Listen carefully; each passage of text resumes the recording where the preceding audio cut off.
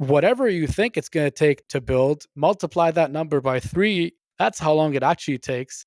You're listening to the Unsure Entrepreneur Podcast with Roger Pierce.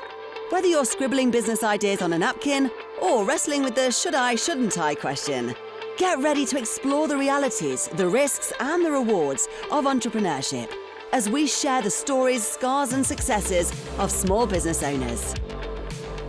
Hello and welcome to another episode of The Unsure Entrepreneur. I'm your host, Roger Pierce. Now, today I'm going to introduce you to a founder who built his business out of love for his family and a desire to restore independence for people living with tremors. I always appreciate entrepreneurs who step forward because they see someone they care about struggling. Reminds us of why so many of us start business in the first place. My guest today is Emile Maamary, co-founder and chief marketing officer at Steadiwear, a Canadian health tech company creating non-invasive stabilization solutions for people with Parkinson's disease and essential tremor. Now, Emile has over 10 years of experience in marketing, operations, and strategy, along with an executive MBA from Cornell and Queen's University. Impressive. He has helped Steadiwear raise more than $3 million and generate $1 million in revenue. Wow, that's great. The company's flagship device is called the Steady 3. It's a wearable glove that instantly reduces hand tremors for over 75% of users. The device has helped more than 5,000 individuals to date, and that impact speaks for itself on people living with essential tremor disorder or Parkinson's-related tremors. I've got a relative suffering from Parkinson's, so this is very, very good news. You're developing this stuff. And recently, Emile won the third annual $10,000 Zensurance Small Business Grant for 2025. Zensurance created this annual grant to help early-stage Canadian founders access capital, gain national exposure, and learn how to reduce risks through smart insurance and business planning. It's a meaningful program that offers the kind of support every early-stage entrepreneur needs. Welcome to the podcast, Emile. Thank you so much for having us, Roger. You know what? We're going to have a lot of fun because your story sounds fascinating and you won this prize. We're going to talk about that. We're going to talk about what you're going to do with it. But first of all, did I miss anything there in the introduction? Can you add more context to what you guys are doing? Yeah, absolutely. Just to give you a little bit of background, our mission is to restore independence for those living with hand tremors through elegant, non-invasive technology. And a little bit of our personal story. So both Mark and I, Mark is our CEO, Mark Elias, we both have tremors in our families. Both our grandmothers suffer of essential tremor. That's really what led us to starting this company and how it came to existence. We were seeking out solutions for them and realized that there was a gap in the market somewhere between medication and surgery, and thought, you know what? Mark's background is in structural engineering, and he wanted to approach it from that perspective. So he decided to build out a device that worked with a very similar technology that you've seen in earthquake design. Maybe you've seen those buildings that shake with an earthquake. It's called tune mass damping. And that's really what's implemented in our device. It's a magnetized tune mass damper, which acts like a counteracting force, similar to like a seesaw.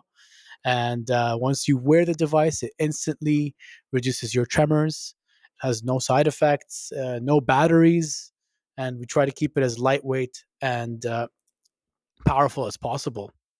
Wow.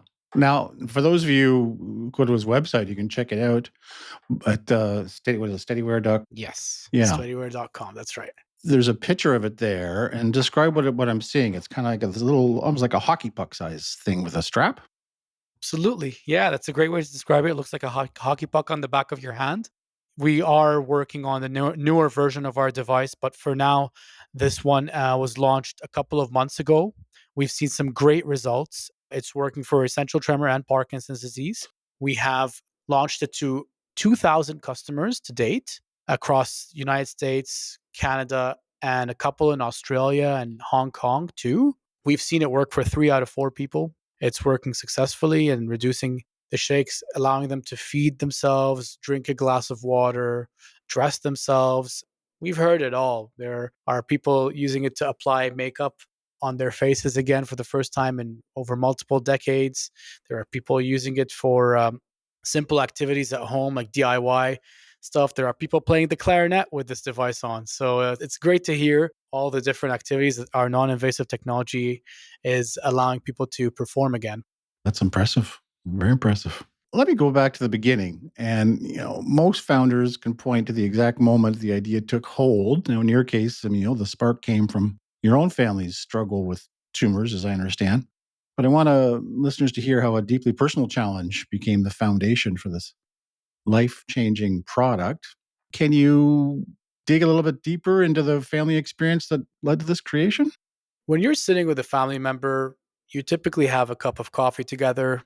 If you have a tremor, holding that cup of coffee or grasping it is a real challenge. You're spilling everywhere, you're not able to control it very well. And as a result, you really don't want to grab that cup of coffee anymore. You put it down, you're frustrated. That was exact experience that Mark had with his grandmother almost a decade ago now, where he was sitting having a casual cup of coffee with her and realized that her tremors were flaring up every time she intended to take a sip out of that glass. And that resonated with me because I've seen that happen with my grandmother too. It really is a debilitating problem. The simplest daily activities like drinking become a real challenge, which cause frustration and reduce your quality of life, can even lead to social isolation in some cases. Wow, those are life-altering challenges. So, what makes the product unique, and what did you learn from like the first couple of prototypes? Oh my goodness, we learned so much. First of all, whatever you think it's going to take to build, multiply that number by 3 times, and that's how long it actually takes, and that's how much more money you need to build it. So manufacturing is a really something that takes a long period of time. Sourcing parts takes a long period of time. Building out the supply chain takes a longer period of time than you're expecting too, especially if you're not based in a country that is really well known for manufacturing. So we had to source a lot of components from different countries. We had to head out to their facilities, build out relationships. It was definitely a challenge. Language barriers, timelines were stretched, resources were thin. That's on the manufacturing side. The feedback that we've gotten from customers over the years, they're typically saying, we want something lighter, we want something more effective, we want something that's working for both of our hands. So they want a bilateral solution. They want something with no batteries so they can use it for as long as they want. And they want something affordable. So the intersection of all these things with the least amount of side effects is why it took us almost 5 years to build out the first product. And then from the first product, we were able to miniaturize to the second product and then further miniaturize to the third product. And hopefully, more miniaturization is coming for the fourth product. And so, are you on steady 3 or 4 right now? That's right. We're on steady 3. We're expecting steady 4 in around a year and a half or so. And is this thing, do people pay for it out of their own pockets? Is it covered by like OHIP or? Yeah, that's a great question. It's out of pocket for everybody unless you're a veteran in the United States where our device has been covered through Okay. a distributor. Yeah, Okay. So it all depends on your situation, I guess. that's right. In Canada, unfortunately, there isn't really a streamlined path for reimbursement for a device like ours. But it's worth it because it's life changing, right? Yeah, it's definitely making a big imprint on people that use it every day in the positive fashion. It's something that the feedback speaks for itself. The reviews online are speaking for itself too, and our video testimonials. If you ever have a chance to take a look at them, you'll see just how much frustration is alleviated with the device on for these people. I did poke around the website. There's some impressive testimonials and images, and it explains it all so well. I love it. I appreciate that. Thank you. I'll relay that feedback to our website team. It's a complicated business you're in. Building a medical tech business demands, I'm sure, a lot of patience, discipline, and an iron stomach because you're navigating regulation, Health Canada, safety testing, long development, like I said, long development cycles, 5 years. So, that's a lot of stuff to help entrepreneurs who are looking at getting into this process. So, we'll talk a little bit more about what that actually looks like in the early years because most new founders have no idea what they're in for until they're already in it. A couple of questions here. I'll just throw them at you. Like, how did you move from an idea to a working prototype? What's that process like? We were very fortunate to be mentored along the way by an incubator out of the University of Toronto called the Impact Center. That program has been shut down, but they really gave us a lot of the blueprints of how to build out your own product. They gave us access to machining.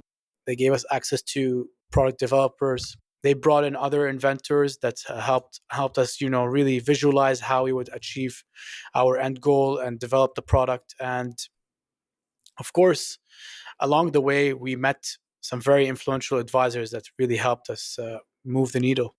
Tell me more of these advisors or mentors. Who are these people? There are all sorts of advisors we've been working with along the way. Some of them have medtech experience. Some of them are really just people with a financial background that have helped us build out better models. But really, it has to all come together, right? Sometimes when you're building a product, even if it works, it doesn't mean it'll get adopted, because when you're building in healthcare, you really need to be in sync with the payer too. Because a lot of these devices, if they're not covered, there's a financial gap, and people are used to getting insured or getting covered, or having these things paid for them by the government, especially in Canada. So when you are building strictly for the patient, you have to always think about who's going to pay for this thing. That's something that we struggled with in the beginning. We were building strictly for the customer, and over the years we better understood the healthcare model, and now we're also building for the payer to actually achieve better outcomes for everybody involved, with a primary focus on the patient, of course. Boy, that's a whole bunch of stuff to unpack because as an entrepreneur, I always say, market demand, you got to ask the customer first, build for them, but you got to build for a couple parties here. You got to Yeah. Oh make sure yeah. that it's working for the customer, the patient, but Yeah. also the government or whoever else is going to fund this thing, right? Absolutely. And every government thinks differently. Like, it was easy to get customer feedback in the beginning, because we would like go out to, essential tremor support groups, Parkinson support groups, engage with the foundations like the International Essential Tremor Foundation, where we could survey their population and they would be able to give us a lot of positive feedback on what the features we need to build are for the device. But when you're engaging with a government body, you're not always going to get the same level of feedback. You're not going to get the same turnaround either. And unfortunately, if you're living in Ontario, there really isn't a way to get an orthotic device covered through the assistive device program. Despite our device being an assistive device, it doesn't fit into the requirements of that program. Is that something you're trying to change, or is that just something you got to live with? I think we're at the live with point right now. We've tried to engage with that body multiple times, and we haven't seen too much flexibility. So it's definitely something that's challenging to navigate, but somehow we find ways around it. Like, for example, we recently implemented a program on the website where you could pay for the device in tranches, monthly tranches over a year. That relieves the customer, or the payer in this point, at this in this case, a lot. And that way, we also allow them to feel like it's not such a big sticker price. And we've also implemented an option where they have a 30-day money back guarantee. So if they try it, they don't like it, they can always return it. So you got to find ways to de-risk it that will allow for a higher adoption. You are definitely an entrepreneur. You are patient, persistent. You find Yeah, solutions. yeah. So, something we're really excited about rolling out in the next year is a demonstration program where we're going to be rolling out devices to different clinicians that we've been engaged with across the United States and Canada, so patients can actually try this device from their physician's office. That's something that we've seen interest in over the past 6 months. We've been attending different conferences in the USA and Canada where we've garnered interest from over 300 clinicians. So once we're done building out this next batch, we'll definitely be shipping them out to these clinicians so that they can try it with their patients on site, then hand them a brochure, and then the patient can decide whether they want to buy it from the comfort of their home after having tried the device. Big difference for us. So, one of the burning questions I got to ask is you raised $3 million to get your business going, and it's an expensive proposition. You're building a medical device, for goodness sake. So, share some insights if you can on how you got that money, where you got that money, how you're making it last. Oh my God. Honestly, none of this would be possible without the grant systems that exist in Canada. Because to get to the point where we were able to raise money, we had to leverage over $1.5 million in different grants from organizations like AgeWell, Ontario Brain Institute, Ontario Bioscience Innovation. organization, the Center for Aging and Brain Health Innovation out of Baycrest Hospital. Those are some of the early supporters that gave us that first stamp of approval through different pitch competitions, different government grants that allowed us to build out our first prototype. The last organization that also supported us was the Ontario Centres of Innovation. Back then it was called OCE, Ontario Centres of Excellence. Those are really the organizations that gave us that first level of trust, which allowed us to build out a prototype, which then allowed us to go back to investors and say, hey, you know what? We've actually built something that we know works. We've validated it in a small setting and we're looking to commercialize it. Can you help us with some funding for commercialization? Then we would go out to, in our case, we went out to more angel investors than venture capitalists because we were raising a smaller amount of money at a smaller valuation. So it wasn't really on the radar of some of the VCs. And we kind of liked it that way. The terms were a little bit more flexible. And we really found individuals that were passionate about what we were building. A lot of our existing investors, they understand what we're building because they've seen the problem firsthand, whether it's in friends or family. And so that's something that we really appreciate. We've been very fortunate to have, supportive individuals that are mainly angel investors along the way help us raise the funds. It took a little bit longer, but we're very grateful to have gone down that path. Wow, I want to dig into some of that there. Not to give away any trade secrets or specific amounts, but of that three, roughly how much was government grants versus, say, angels? The three was mainly angels. There was probably around 2 or 2.5 government grants, tax credits, aside from the three. So the total is five. But when you ask how much you've raised, you refer to how much was diluted in your business. So that's why I answered with three. So three from angels. Investors? Yeah, Wow. three from investors and then two from government, maybe 2.5 now. Why do I have 3 million here? Okay, so it's more like 5 million. Yeah, total amount secured would be 3 million of it was raised through investors and the rest is non-dilutive funding. That's fantastic. The song and dancing you had to do to get a little bit of money from one party, show the other party that you're getting the money, go back and forth. It's a momentum thing. It's a bundling thing. Yeah, Congratulations. That's not an easy thank you. feat, my friend. I sincerely appreciate that. Thank you. But it raises a point I often like to raise with new entrepreneurs.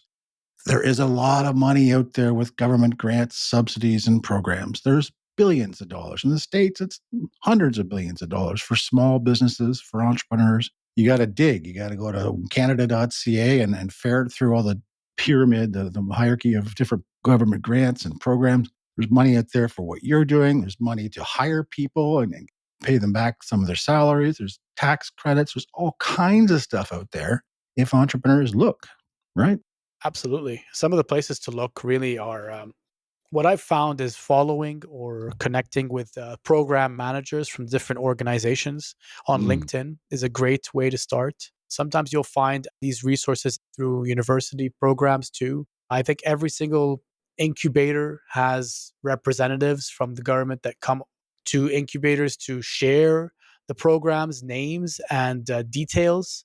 So that's another way to find them. So that's really valuable information if you're looking for it. You'll also find that there are also a lot of pitch competitions that are listed not necessarily on government websites, but through maybe corporate companies that are interested in investing in the space or have an interest in bringing on innovation. So, for example, like St. Elizabeth Health, SE Health, they have the Chrysalis Innovation Showcase or Challenge that we won not too long ago, but it's a great place to connect with other home health or other healthcare employees or team members that can really move the needle, help you set up a pilot. Aside from the money, the contacts there can be very valuable.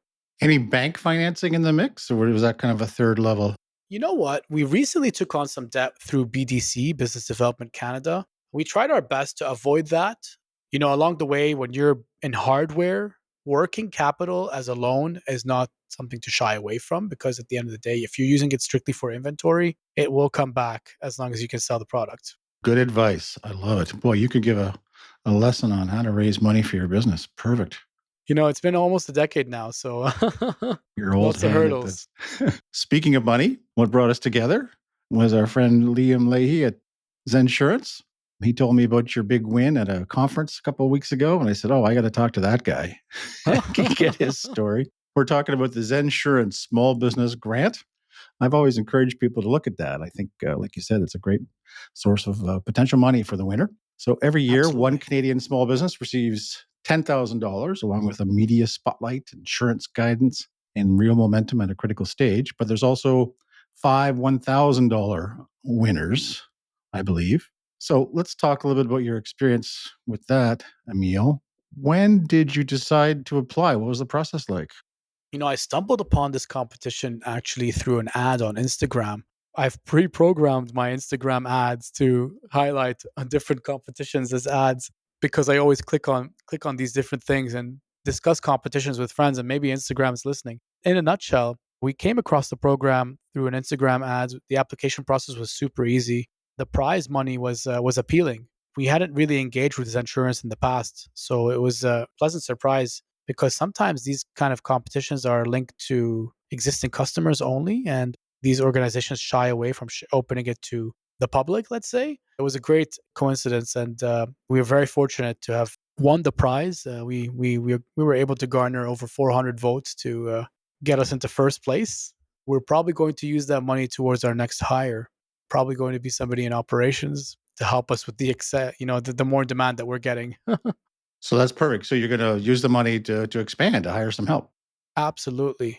God knows we need it. Any advice along this lines? I mean, you said hunt for these things, but any advice for someone looking for this kind of contest and funding? There's a website called F6S, F as in Frank, the number six, and then S as in Sam, where you'll be able to identify all the global pitch competitions that are listed.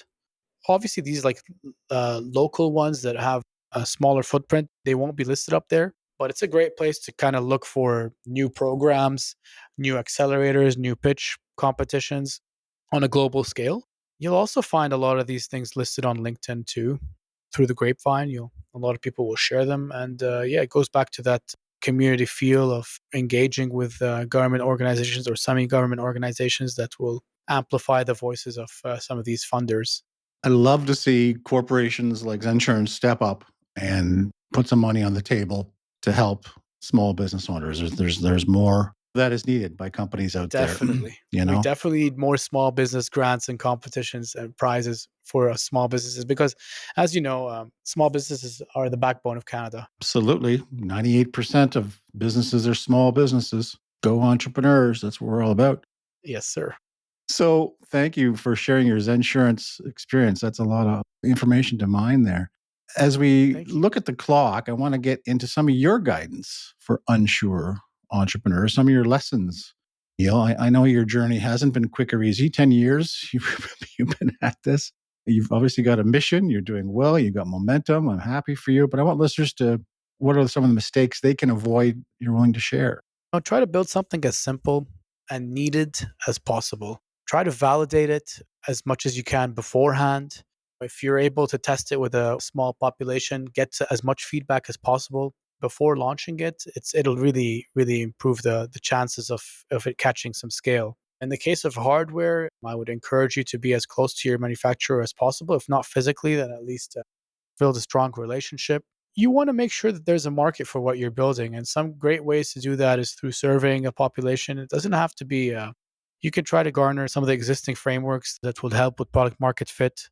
In the age of AI, you're able to do this all very, very quickly. So I'd encourage you to leverage that, try to go back and forth with a different person who working with you on the product, your engineer or anything of that sort. And you can always use things like ChatGPT to drive you in the right direction when you're in the ideation stage. Try to make it challenge you, and then that'll maybe save you some time when you go back to the engineer to describe the product you're building. When it comes to commercialization, I would say, trade shows are really, really valuable. Getting that first-hand experience, those relationships that you're building with potential distributors, they don't go unnoticed. That's really where you're going to find your first customer if you're building in the B2B space. And if you're in the B2C space, I always encourage people to garner feedback from their local communities. And if you're building an application, maybe a good place to start is to garner some feedback from some students in the local universities. Try to see if you can better understand how they think. That's a really affordable way to do that. All good advice. Product market fit. I love the way you said that. Really important in your case. You're building an expensive operation. But, this is where most small businesses fail. They run out of money too, but they run out of money a lot of times because they didn't check the market to make sure that it's something that people are going to buy. You clearly have done that, and you keep iterating. You keep adding a new product coming out. You got a number 4 coming out. That's fantastic. Thank you so much. Yeah, it's been an uphill battle for sure.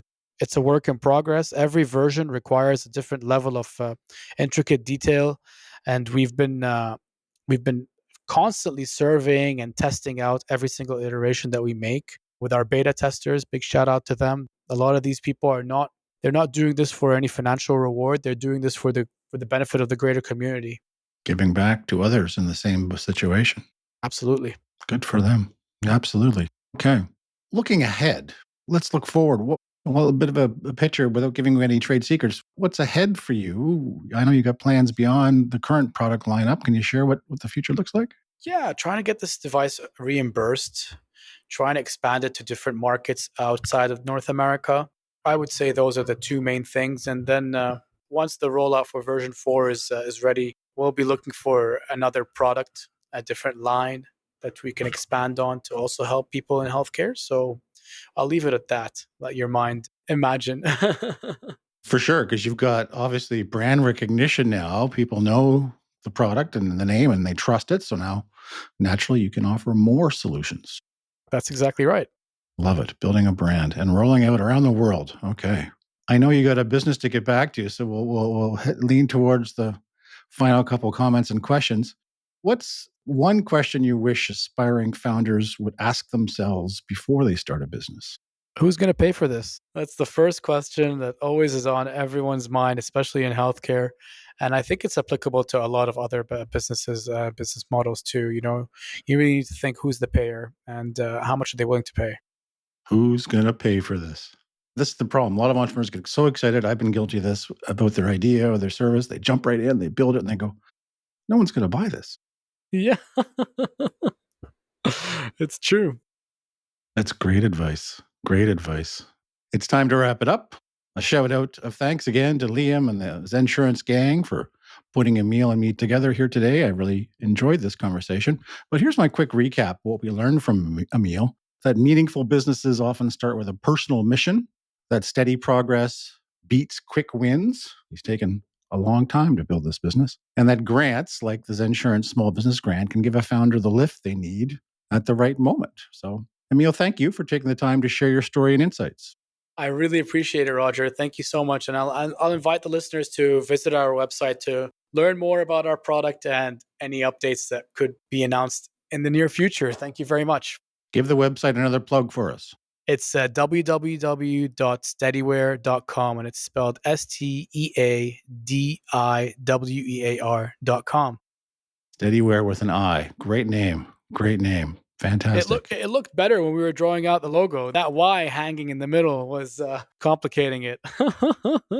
It's fantastic. Definitely check out the website and reach out if you want to. So thank you, listeners. Thank you, all of our unsure entrepreneurs, for joining us. Please be sure to check back for more episodes. And don't forget to check out unsureentrepreneur.com, where we've got tools, resources, stories, lots of good stuff for people on their journey. That's it for now.